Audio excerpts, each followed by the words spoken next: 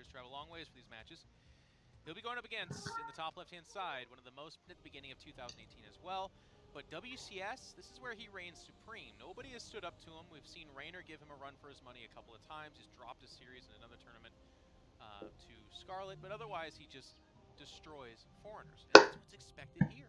Yeah, absolutely. I mean, it really was just GSL versus the world and BlizzCon, the two big things, and now, of course, WSG. But it was mostly the Koreans that really gave him a lot of trouble. So if you can still establish that dominance, we'll see Serral probably still gain a lot of respect for the non-Korean scene. But see how things open up. So far, pretty normal opening for both of these guys. 0-0, nice big map. I know that we saw Drogo do some kind of funny shenanigans the last game or series versus Lambo, where he was doing for some pylon blocks, maybe trying to get Lambo in that last series, try and take like a different third base. Yeah. We didn't really get to see maybe what Drogo's original plan there was, but I wonder if he's going to maybe try and bust something like that out again on year 0.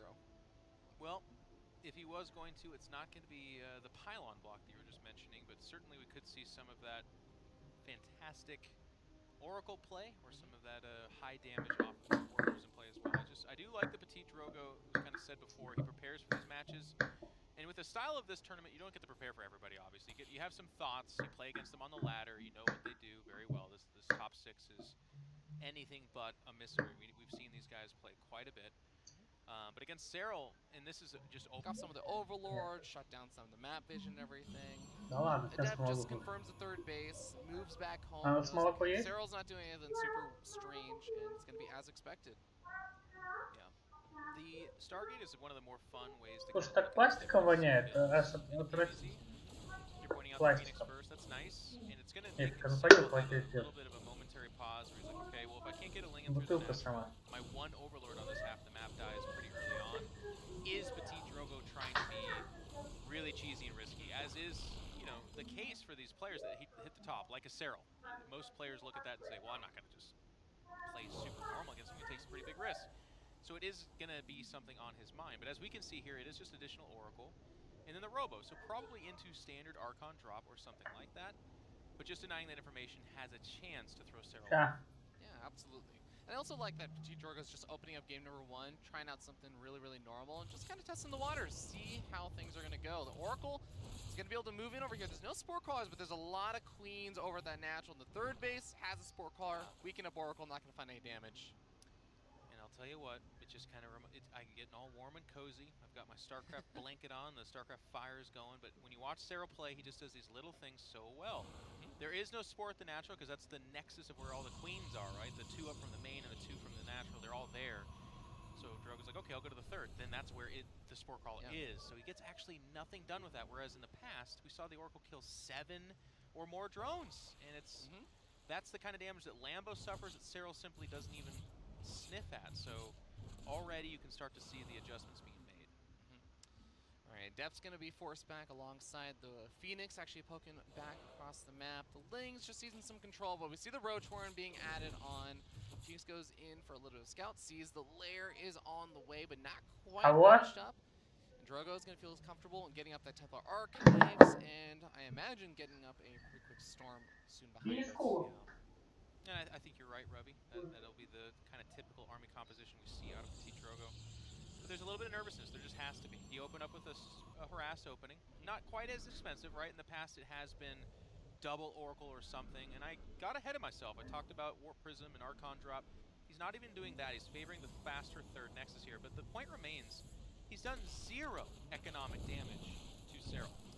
0. And that is pretty scary to say. You know, this actually takes me back to, I know I talked to Petit Drogo a little bit before the round robin, and he told me something interesting, is that he was playing a bunch of practice games against Serral and WSG and everything, and one thing he did say was that in the games where Serral just kind of let him be, where Serral wasn't putting on a lot of pressure and both the players played really, really greedy, he actually said he was winning a decent number of those games, and that's the kind of situation he felt more confident. So I wonder if that is the sort of game he's trying to turn this into.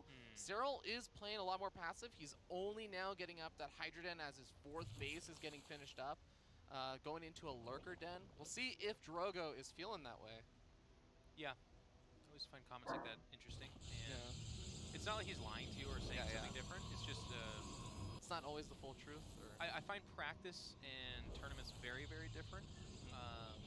When you're getting results in practice in a certain situation, that does mean something. It's not like you ignore it and think it's nothing, but sitting across from Cyril and saying, I'm going to beat you as the number 3 seed to advance to play Hero Marine if you don't harass me, and I don't know, that's tough. And not that he was saying that, but more that he's like comfortable with Cyril having a gigantic, robust economy and not taking any damage. I don't know.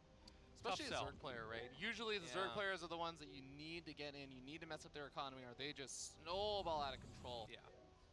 And here he comes. He's going to spill across the map here. You can see the army advantage in favor of Cyril. That is, of course, standard for this matchup.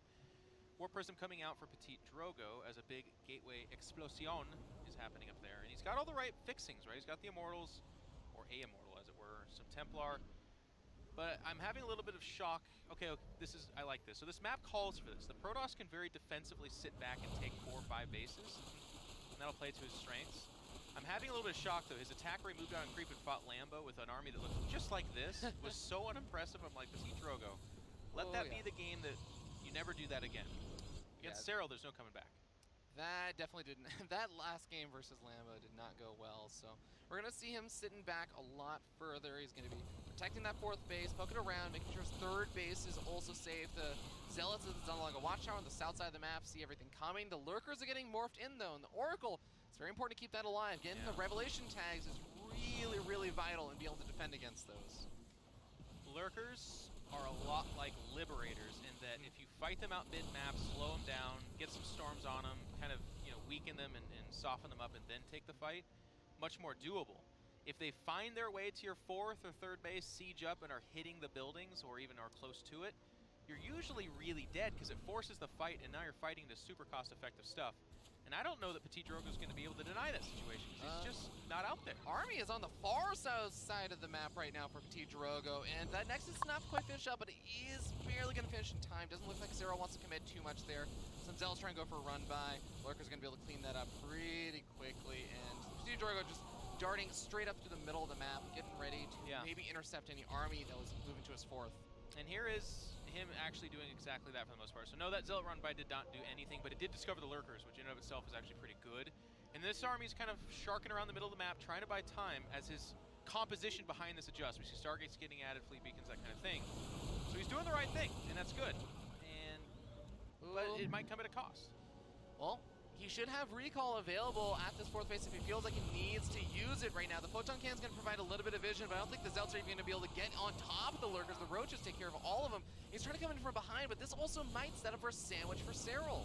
I mean, he's actually taking the fight over here. He tried to flank, but he's getting flanked by the army on the high ground and the low ground. Great storms, but it's just a numbers game here. Even if he quote-unquote kind of wins this fight, the cost of it is looking to be perhaps that 4th base. Oh, bad move from Man 2. Unfortunately, going to lose the reinforcements there, and he's warping in on top of Lurker damage. Oh boy. Looking bad. Well, Oracle almost has enough energy for some of those Revelations, but he doesn't end up needing them. He's able to pick up those Lurkers, pick them off. But Cyril has taken another base. He's getting up his Spire. He's, I think, finished up his Hive at this point, so he's going to get ready to move into the Greater Spire. There are Tempests coming out, so maybe Drogo can still make something happen here, but like you said, that was an expensive set of army units to lose for Drogo. It was expensive. I actually expected it to be worse, though. I think if you take out those Archons and Immortals kind of walking over the Lurkers, and he still has some of those Templar left, it's a really, really good fight for him, and I was underrating the entire time. But as it is, this army getting called in the middle map, though. Templar is separated. It's that creep again, and with a full surround here, I was just about to sing the praise of Petit Drogo, but I'm glad I held my breath because this is all dead. Yep, and that's all of the Immortals dead. That's a handful of the Archons as well. Actually, that's every single Archon. Right now, Drogo's army is a bunch of Zealots, 2 High Templars, and a Tempest. Not looking too good. Not the army you aim for your dragon. And even that Oracle, by the way, it's just like, I don't want to be here anymore. Whips the Storm as well. That's a really, really tough spot. The Hydra's going to continue to move on forward. They got enough damage output to take care of all of these Zealots and start charging on forward. The Tempest whittling away at this army. Maybe wants to try and go after some of the Lurkers, but I don't think Cyril gives a damn right now. No. He is so far ahead in supply.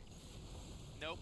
The sweet, sweet smothering effect of Cyril is just coming over here. This 4th base is going to die. If it was just the 4th base, that'd be one thing, but all the army of Petit Drogo went into trying to hold on to this.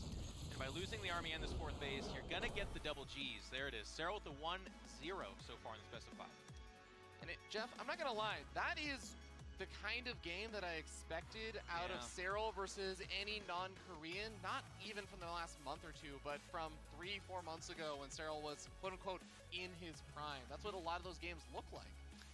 They do. He's just so dominant, so good. We didn't see any super mega flashy micro, but just even the small things, like the fact that he was able to knock down the rocks, get the lurkers on that 4th base, and force Petit Drogo to start to try and make anxious and bad decisions, which resulted in a full concave around the Protoss army. And the Protoss army was able to trade out there, but it was then the follow-up, getting these straggling Protoss units in the middle of the map that just snowballed into an immediate victory. And I feel like that's Serral. It puts these players in this position where they're like, I need to make some weird moves, some weirdly aggressive stuff. I got to be out there fighting, because if I just sit back, if I just do nothing else, then he'll show up and with a maxed army and kill me. And it looks like that sometimes. Yeah, absolutely. I mean, I did like a lot of the small things. Granted, of course, not being able to put the pressure on. We saw what happens when a Zerg player gets in this situation, but I think Drogo had a lot of really smart army movements, like the army being able to be on the south side, but finding the right opportunity to put some pressure on, darting through the middle of the map, trying to zone out Serral from putting the pressure on his 4th base. He was doing a good job in that kind of earlier mid-game stage, but eventually Serral just got the better end of him, got the lurkers in the right position, and Drogo just wasn't even there to defend. The other thing you gotta feel bad too is StarCraft's such a brutal game. There's so much going on that when you're playing someone like Serral, who again last year was the best player, this year not yet, but maybe he gets to that standard again. Small mistakes look so bad. They look so hilarious. Like I'm thinking of the 4 Templar trailing behind, walking on creep.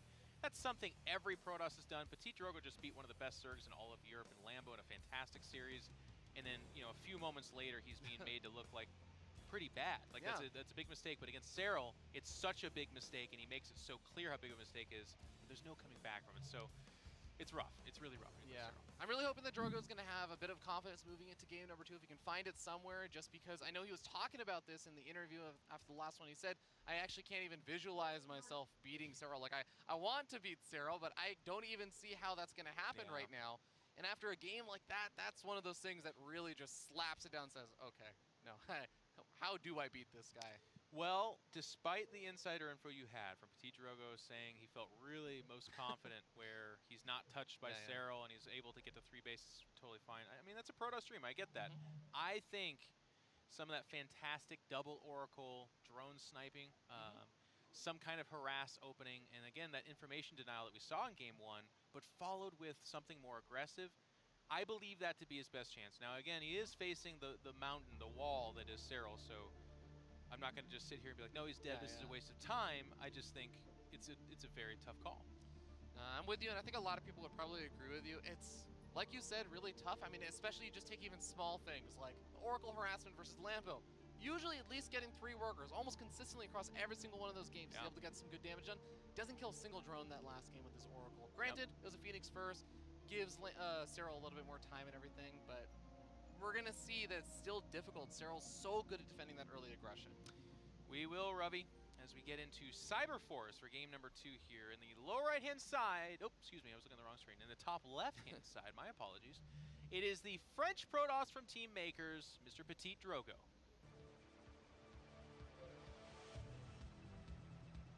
Hoping to show good games. Don't we all? Nope, that's not him. That's him. Starting down here in the bottom right-hand corner of the map, we have the blue Zerg player sitting up 1-0. It's best of 5. He is Team Ence's Serral. Player's so great they showed his name twice. 640K. I mean, this could be the year of crossing over 1 million, right? If he has another year close to what he had last year. Oh man, it's actually insane to think about how much money he earned just last year. How much of that money actually came from 1 year, not a long, long career. Yeah, it was like 350 or 400, right? Something like that. Maybe oh, more. that's disgusting to me.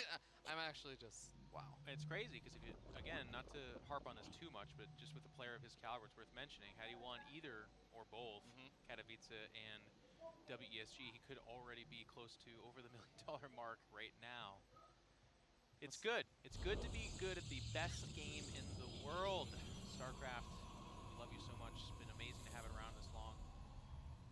And it'll be interesting to see if Serral can ride this, right? So that last game looked to be a return to normalcy. You talked about this Fear Dragon. That's kind of what you get out of him. We didn't see anything super cheesy or crazy. It was just, when I think of Serral, I think of Roach Ravager, multi-harass, multi-prong fights. He added the lurkers, loved that. Just played the map really well, too. It's a very defensive, strong, expand map for Protoss, and yet Serral countered that. Okay, well, we'll see. So far, we do have that drone make its way over to the natural, just making sure everything's going well. Gonna start mining over there. But Drogo opened up with a Stargate in the last game. Wouldn't mind. I mean, you were talking about all the DT drops of War Prison harassment and everything. That was the thing that really, really impressed me in game number 1. Are we going to see something similar again as we have Twilight Council coming out? Yeah, I was just going to say, Ravi, ask and you shall receive. I don't know that it'll be Dark Templar. I'm feeling it might end up being like an adept timing attack. But the Stalker's going to come out here and try to stop it from scouting. If it takes a little bit of a left, because I think as it is, it doesn't see it. But there's that little left. See the pylon, you go towards the pylon, you want to scout what the tech is. Yeah. That's actually one of those nice little tips for anyone that is learning Zerg or trying to figure out how to scout Protoss players. That's one of the small things I think a lot of players don't initially think about is if you figure out where all the pylons are, you just go look for the pylons. Sorry, I just had to get that in. You're right, though. What? I think it's a fake robo. Fake robo? He's not going to do it. Okay. Dang it. Well, that was a good attempt. And it's going to be Dark Shard. Which I'll tell you what. I mean, it's just going to go into straight Archon drop. Yeah. So, is this the same build? I actually didn't catch the beginning of it. I mean, I think this is more or less the same build. He said that he had some small change-ups from the typical ones, so I have not been catching on to those. But one thing I do like, even though he went for just straight Archon drops in all of his games versus Lambo, I know in the round robin, he does mix up his Dark Templar Archon drops. Sometimes he'll move in still with the DTs, but he'll move into different bases. He'll split up the DTs sometimes. And I think that's actually something I really like, because it takes the same build and then forces the response to be at least a little bit different from the Zerg. Well, the biggest difference here is that most Protoss players actually still open Stargate and then followed up with the Archon drop. And he's cut the Stargate out entirely, so it's going to hit a lot faster. It's going to have a lot more gas earlier on, which is going to allow for the things that you just described, like having multiple either Warp Prisms or even DTs hitting one base and Archons at the other. Just the different kind of prongs there, if you will. The downside to this, and the danger, is you're putting all your harass on the back of that Warp Prism. If this falls apart, if this gets deflected, the map control and vision and scouting you get from a Phoenix or an Oracle or both is not there. And then, without the Warp Prism and the Archon dictating the pace of the map, you are just at the mercy of the Zerg doing whatever the heck they want. Just want to note that while the DTs are actually just going to be walking their way forward, it seems like, there are 0 Spore Crawlers down, but there are 2 Overseers made. So this is a pure Overseer defense here from Serral. We'll see how it pans out. The DTs going to immediately get spotted over to the Warp Prism, not actually too nearby, and that's... Okay. He went for something crazy. The Warp Prism just died. He's going to recall back the Archon. That is finding a curled up $1 bill in a turd that you've had on the back of your shoe all day long. Has that happened to you? No, but I imagine make it slightly better is the only point I'm trying to make there. Yeah, no, that was... This is a disaster. We need the Roddy soundboard. It's a disaster. This is like really rough. But still, super dead. Yes, that's exactly right. So, I mean, maybe he'll get to hold on to the third, but there's 0 map control. The Archons, like, at worst, are supposed to fight back creep. They're supposed to kind of keep lane counts in check. Yeah. Serral right now has just been handed a golden ticket of, like, hey, would you like to drone for free up to 75 or so? You can. Would you like to just surprise him with an army and try to end the game? You can do that, too. Yeah. I mean, he's got Overseer just perusing everything. To exactly your point, Jeff, to emphasize how important that War Prism and the Archon drop harassment is, especially given... Serral didn't even open up with Roaches, which is usually what you want if you're going to be dealing with a bunch of Archons and everything. He just went with pure Lings, gets to move straight into Hydras, of course gets to drone up and everything, and like you said, continuously keep an eye out on Petit Drogo. Drogo just doesn't really have a presence on the map, and I do at least like that he got a Warp Prism, because if you're going to be played from behind, at least making some units that allow you to make plays is really, really important. Yeah, you're not wrong. He's not going to just forever surrender the idea of not being out on the map. And the Warp Prism does at least represent the ability to be like, hey, if you do something weird, Serral will counterattack and kill you, I guess. But even as it is, this is actually decent, by the way. I don't getting away with it, but he is. The Warp Prism not getting focus fire down by the Queen either, so it still has a lot of hit points left over. Starting to run a bit dry in hit points. Oh my god! Oh no, not a second one. But the Archons are dead anyway, so... Well, that was the expensive part of the drop anyway, so that's really, really not good. And if you want to spin the recall and get that Warp Prism back, you go right on ahead, says Serral. Now, there is no 4th base yet, so this was Serral wanting to mix things up himself. And a little bit of the Korean in him, right? You get ahead. The Protoss player kind of falls in their face. Do you take a 4th and drone up and push it long? Well, you can, but that's risky too, right? That gives the Protoss a chance to come back. Nah, just make a bunch of Hydras, make a bunch of Lings, wait for the Baneling speed to finish, and then go kill them. Yeah, and to put this in perspective, usually one of the things that's quite helpful when you're dealing with a bunch of Banelings or something. Having Archons, sure, of course, but also, I mean, even having Storm or something to help deal with the Hydras and everything. Templar Archive's only just now finished. If he starts up Psystorm right this second, it is not going to be done in time for Baneling speed to finish up, and most likely the big attack from Serral. Right. Well, the other thing worth mentioning, Ravi, is even if he did start up right now, that would be nice, potentially. But a lot of times when you get behind like this and things aren't going your way, you're at least of the mindset that you can't even do it. So it starts affecting other decisions that you make in the game. And Serral did take a 4th, and he's making 10 drones, so as much as I was like, he's just going to go kill him, I was wrong. He's actually going to macro it up. He showed force of strength, so he definitely could have done something aggressive. But Petit Drogo read it the same way I did, and now he's going to try to recover by taking his own fast 4th. And I like it. They're risky. It's not, you know, we look at it and be like, do you like it, Jeff? Because it seems like he could just die. Yes, he could. But if you just sit back and play safe, you also just die. Okay, well, lose the 2 Archons, losing the Sentry, going to lose an Immortal over here.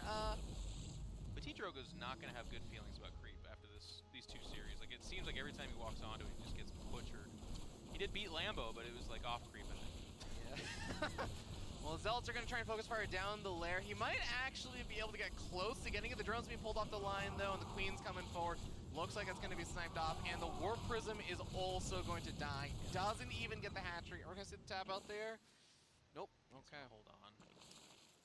But the force tap out's coming. It's 170 supply to 112.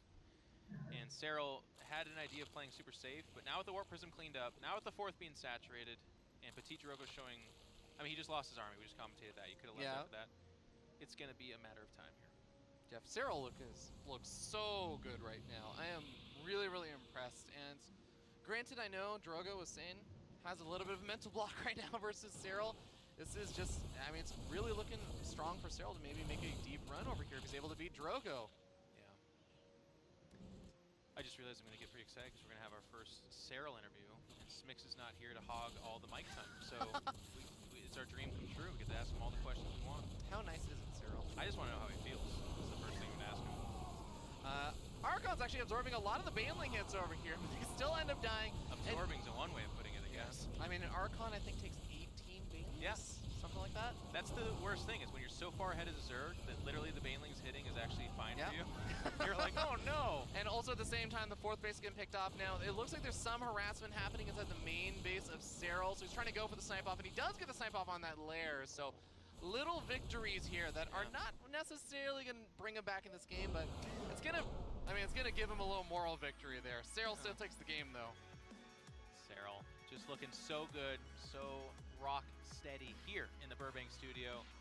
Petit Drogo having a tough go at it. It's a little bit of column A and column B, right? Serral looks good, sure, but Petit Drogo kind of looks like a guy in desperation in both these first games. It's like, it's Serral. I got to do something crazy and I got to play weird. If I don't, I'm in trouble.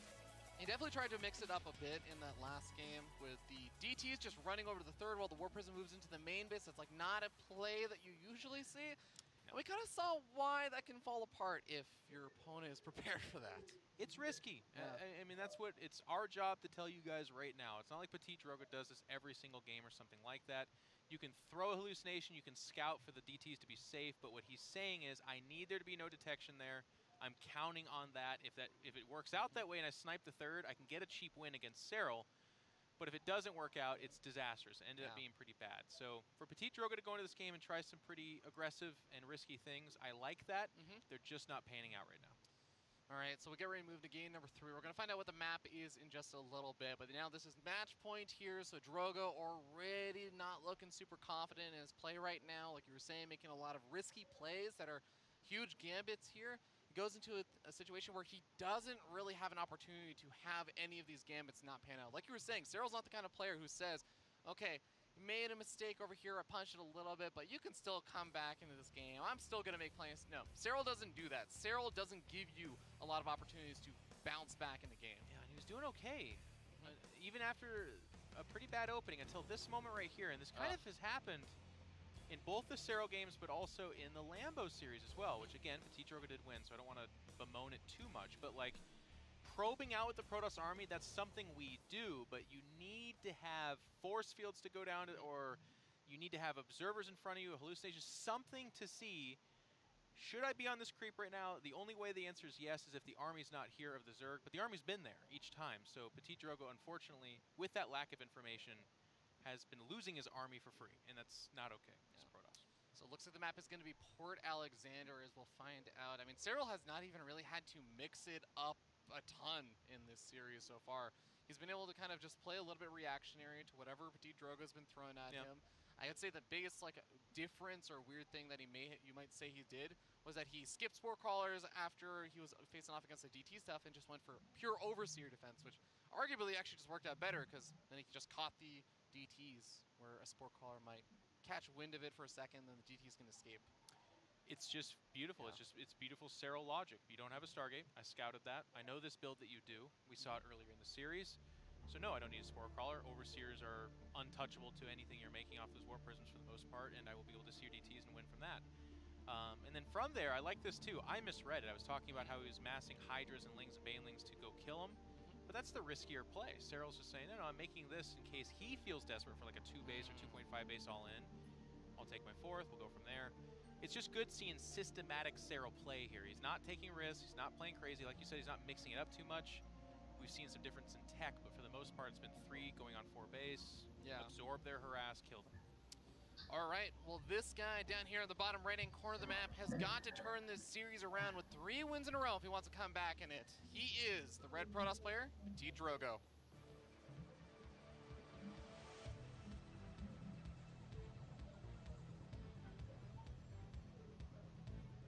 And in the top left-hand side, the Night King himself from Team Ents, it's Cyril. Coming all the way from Finland. Looking good. Setting up perhaps a rematch with Hero Marine, a player that 2-0'd him in the round of 8, which was a very big shock. We didn't even have it on the mainstream because we're just kind of like, all right, Hero Marine, Cyril, I'm sure it'll be fine. Yeah. Not today. You know, I'm actually really happy you mentioned the whole Cyril looking like he's back in form and everything. And if he wins this event, that really sets the stage to say, no, Cyril's still the best non-Korean that we got. And I think even his gauntlet is just going to be, you know, one of the best Protoss players that we got in Europe. Sure. With Petit Drogo and everything. We got arguably the best Terran player with Hero Marine, and then arguably the next biggest contender for Zerg player with Raynor. It's kind of that next gauntlet of each one of the best races just straight in a row, back to back. Cyril's going to have an interesting bracket ahead of him if he is able to topple Drogo in this game. And Redemption. Hero Marine and Raynor were the 2 players that beat him in that round of 8 to put him in this perilous spot. But I do, again, like what Rotterdam said, that